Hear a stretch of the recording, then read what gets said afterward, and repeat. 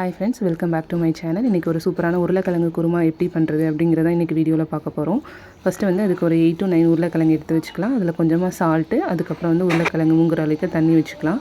அது நல்லா ஒரு 3 விசில்ஸ் விட்டு எடுத்து வச்சுக்கிறோம். அப்புறம் வானிலையில் ஒரு கடாயை வச்சுட்டு இது வந்து தேவையான இன்க்ரீடியன்ஸ் என்னென்னு சொல்லிட்டு எடுத்து வச்சுருக்கேன். இது வந்து நான் ஆட் பண்ணும்போது ஒன்று ஒன்றா என்ன அப்படின்றது சொல்கிறேன். ஃபஸ்ட்டு வந்து ஒரு கடாயை வச்சுக்கிறோம். அதுக்கப்புறம் வந்து பார்த்திங்க அப்படின்னா அதில் வந்து ஒரு 4 to 5 டேபிள் ஸ்பூன்ஸ் வந்து ஆயில் வந்து ஆட் பண்ணிக்கலாம். நான் வந்து இந்த சமையலுக்கு வந்து நல்லெண்ணெய் வந்து சேர்த்துருக்கேன். அது வீட்டிலேயே சுத்தமாக ஆட்டின சிக்கன் நல்லெண்ணெய் வந்து சேர்த்துருக்கோம். அதில் வந்து பார்த்திங்கன்னா ஃபஸ்ட்டு கடுகு சேர்த்துருக்கோம். நெக்ஸ்ட்டு வந்து சோம்பு. இது ரெண்டுமே வந்து நல்லா வந்து பொரிஞ்சு அந்த சோம்போட கலர் வந்து லைட்டாக வந்து ப்ரௌனாக வந்து மாறணும்.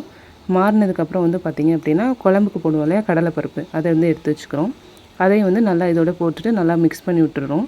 மூணுமே சேர்ந்து நல்லா வந்து பொரிஞ்சு வரட்டும். பொரிஞ்சதுக்கப்புறம் வந்து இஞ்சி வந்து சின்ன சின்னதாக சாப் பண்ணி எடுத்து வச்சுருக்கேன். அந்த இஞ்சியை வந்து சேர்த்துருக்கோம். இது மூணுமே வந்து நல்லா மிக்ஸ் ஆகி இஞ்சியோட ராஸ்மெல் வந்து போகணும்.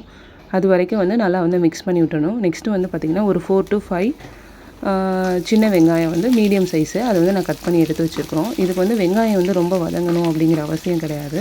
ஓரளவுக்கு மீடியமாக வதங்கினா போதும். அதோட வந்து கருவேப்பிலையும் சேர்த்து ஆட் பண்ணிக்கிறோம். பச்சை மிளகாய் வந்து பார்த்திங்கன்னா ஒரு 4 வந்து நான் எடுத்திருக்கேன். அதை வந்து நல்லா நீளமாக வந்து கட் பண்ணி அதையும் வந்து இதில் வந்து சேர்த்துக்கலாம். வெங்காயம் வந்து ரொம்ப வதங்கணும் அப்படிங்கிற அவசியம் கிடையாது. ஓரளவுக்கு வந்து மீடியமாக வதங்கிடுச்சு அப்படின்னா சொல்லிட்டு போதும். அதுக்கப்புறம் 2 வந்து மீடியம் சைஸ் தக்காளி எடுத்து அதையும் வந்து கட் பண்ணி வச்சுருக்கோம். அதையும் வந்து இந்த வெங்காயம் போட்டிருக்கோம் இல்லையா, அதோட போட்டு நல்லா மிக்ஸ் பண்ணி விட்டுருவோம்.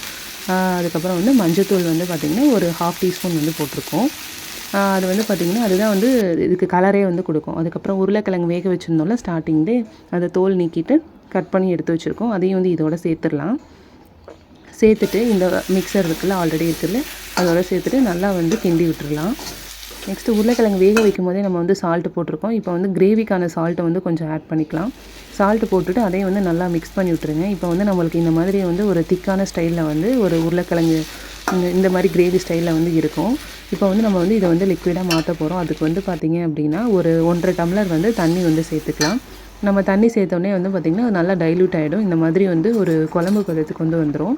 அதை வந்து நல்லா மிக்ஸ் பண்ணி விட்டுருங்க. அது நல்லா கொதிக்கட்டும்.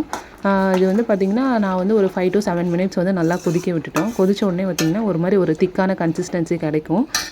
அது உங்களுக்கு ஓகேவான்னு பார்த்துக்கோங்க. அப்படி இல்லை அப்படின்னா, இல்லை வந்து எங்களுக்கு வந்து இன்னும் கொஞ்சம் திக்காக வந்து வேணும் அப்படின்னா, வீட்டில் வந்து நம்ம கடலை மாவு இருக்கும்ல, அந்த கடலை மாவு எடுத்து நல்லா கரைச்சிருங்க.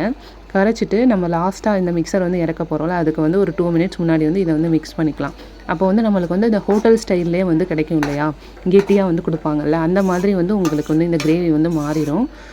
அவ்வளோதாங்க. இந்த சிம்பிள் ப்ரொசீஜர் தான். இதை கண்டிப்பாக நீங்களும் வீட்டில் மறக்காமல் ஒரு டைம் ட்ரை பண்ணி பாருங்கள்.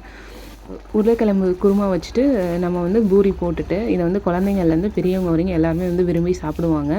வீட்டில் வந்து நீங்களும் கண்டிப்பாக மறக்காமல் ட்ரை பண்ணி பார்த்துட்டு எப்படி இருந்துச்சுன்னு கமெண்ட்டில் சொல்லுங்கள். Bye friends.